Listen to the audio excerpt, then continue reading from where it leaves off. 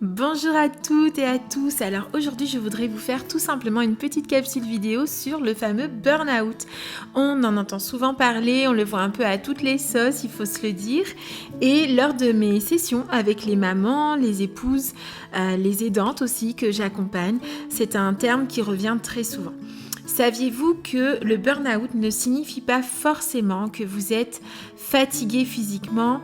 Ce n'est pas forcément en vous reposant ou en ne faisant rien que vous allez résoudre ce problème de burn-out. Alors durant cette petite série, je vais essayer, du moins tenter de vous apporter quelques éclairages sur ce qu'est le burn-out, mais surtout comment faire pour tout simplement pouvoir se reposer. Alors je crois, comme vous le savez, beaucoup dans tout ce qui se passe au niveau cérébral sur la neuroplasticité. Alors la neuroplasticité en réalité c'est pas quelque chose de tiré par les cheveux, mais c'est tout simplement des éléments très factuels, des faits scientifiques, des recherches qui sont prouvées, qui sont démontrées et qui nous montrent à quel point notre cerveau est vraiment conçu d'une façon incroyable. C'est possible de renouveler nos façons de penser. C'est vraiment important de comprendre ça, que chaque pensée a le potentiel d'être reformée, restructurée, que chaque émotion a le potentiel d'être processée et que chaque choix se doit d'être pris en ralentissant. Et ainsi, on construit une nouvelle vie étape par étape et tout commence dans notre façon de penser, dans nos schémas de pensée.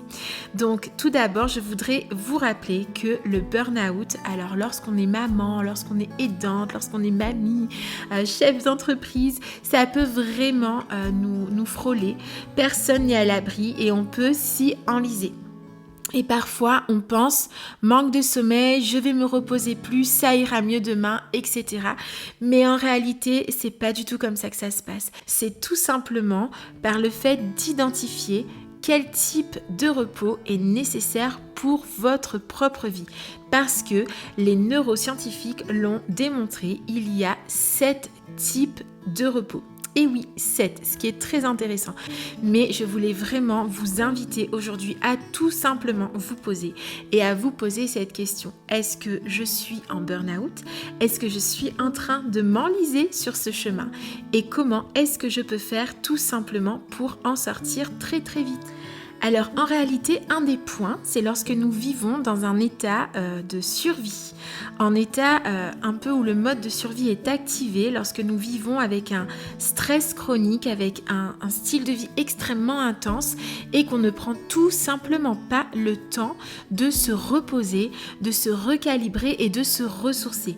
Lorsque vous vivez en mode survie, qu'est-ce qui se passe? Le stress est en train de façonner votre cerveau. Le stress est vraiment en train de le reformater, de le repositionner d'une autre façon. Et c'est pour ça que si vous ne prenez pas le temps de prendre des cycles de repos, des cycles de ressourcement, l'épuisement va devenir votre mode opératoire, va vraiment devenir comme un glissement de terrain dans lequel vous allez vous positionner. Donc la première chose très importante qui nous fait très souvent nous enliser dans le burn-out, c'est un état de stress chronique où nous ne prenons tout simplement pas le temps de récupérer. Et donc, il faut très souvent faire des petits cycles de break pour casser ce cercle vicieux dans lequel nous pouvons nous enliser.